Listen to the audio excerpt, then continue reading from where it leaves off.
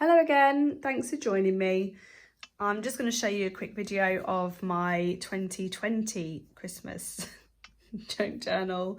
I know it's very organised, but I wanted to try something new and here it is. I found this fabric in John Lewis. I like that it's dark. It sort of reminds me of a winter blanket and it's got these sort of lines of red going through it. So it really kind of jumped out at me as a wintry Christmas book cover. So I have put on the spine this holly fabric and I've lined it with some red sparkly trim. It's got a bit of glitter at Christmas time. This holly I made myself. It's crocheted. I was making myself a planner pouch, and so I did a couple of these actually. I'm going to offer them up for sale, make the planner pouches, but that's a different story. But you can see that there. And I've just glued that on with some Fabri-Tac. If I'd have made that before the cover, I'd have probably sewn it on just to make it stronger, but I didn't have the cover and everything put together. So it's double-sided. I literally just sandwiched the fabric together and I used some cereal box cards. You see it's got a lot of flexibility to it. I just sandwiched the box card, the cereal box card. I cut it all to size, the spine, etc. And I sandwiched this in and sewed around. So the signatures are machine stitched into this journal and it's worked out really well. I saw another YouTuber, which I can't remember for the life of me who it was. I saw another YouTuber machine stitching their signatures in and thought, why have I not thought of that? So here it is. Here's the result of that. It's so much easier than hand sewing them in. That is so fiddly.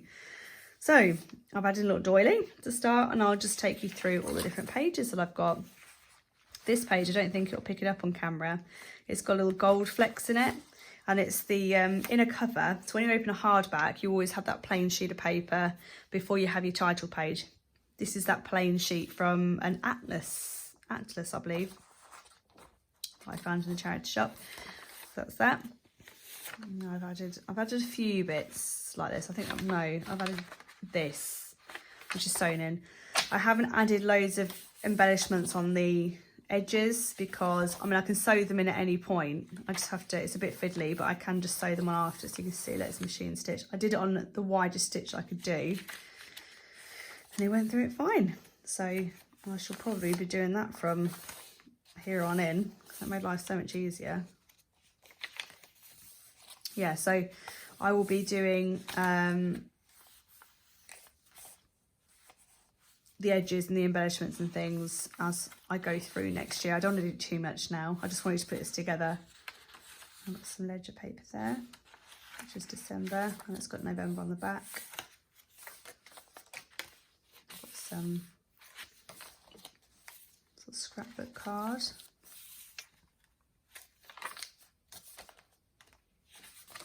Nice, it's pretty standard stuff. This paper, it's quite a good find, well, I think anyway. My son came home from school at the end of last term, the end of the school year in July, and he had this handwriting book and he'd maybe used about 4 or 5 pages out of it. So I just pulled up the staples and took out the pages that hadn't been used and tea dyed them, and they've worked out quite nicely because obviously the lines are going the right way. So that's a good thing that I found. Buying exercise books and then just taking the staples out carefully, then you've got lined paper with the lines going the right way. I know some people it bothers them having the lines like this, the lines going up. It doesn't bother me. I would add something onto that to write on. I'd even write across it. It doesn't faze me, but I know some people it does. So that maybe is a good little thing, a little tip. Before now I've printed my own paper with the lines going the right way. I've made some like traveller's notebook inserts and things, and that's how I've done that. There's a little envelope which I'll decorate and things, as I say another time. I like to leave myself a little bit of decorating space because come time to do my December journaling, I don't want it all to be done for me. I know I've done it, but I like to have that bit of creative freedom as I'm going through. This page is one of those pages out of that book that I found. I showed on my last haul, this one. I love these images. There's lovely images. And this is one of the, it's like a magazine newspaper pack that I showed everyone. I showed you all. There's the back of that. The back of this. I love these images. I love the colouring of them. I love everything about them. This is just Edith Holden book. Talking Turkey. I love this. This is all about, I guess it's like a 60s style, excuse me, way of preparing for Christmas dinner.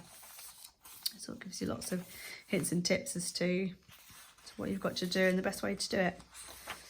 I've added this spread from the Night Before Christmas Golden book. And that's the back of that. Just folded that in. You can create a little pocket with that, or have it as a flip out so you can do, so I can do some more journaling on there. Back of that, on the back of that. So that is that all put together. I have added more pages in than I normally would. There's definitely way more in here than I need to do from the 1st of December to the 31st, which is what I would typically do. But what I found is, I found it last year and I found it this year, there's a lot of things that go on in November that are Christmassy, like Christmas light switch-ons, and Starbucks release their Christmas menu.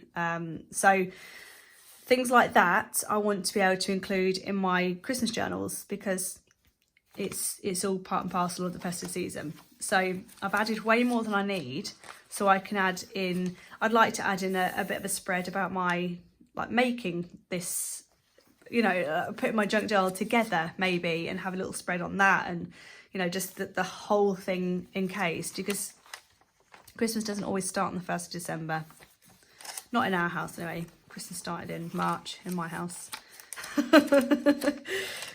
When I was making my first junk journal for this year, my 2019 junk journal, I genuinely started making this thing in March. But hey ho, I'll do me, right? So anyway, here, that is that done. I'm really pleased with how it's turned out with the machine stitching. Whoever it was on YouTube, if I can remember who it was, I'll link them below. But credit to her for just, I don't know if she came with that idea, but she's inspired me to do that. So, you know, big pat on the back. Thank you very much. So I hope to see you in the next one. There'll be plenty more coming. I'm really enjoying doing this, so I've got loads of ideas. So stay tuned. Thanks, guys. Bye.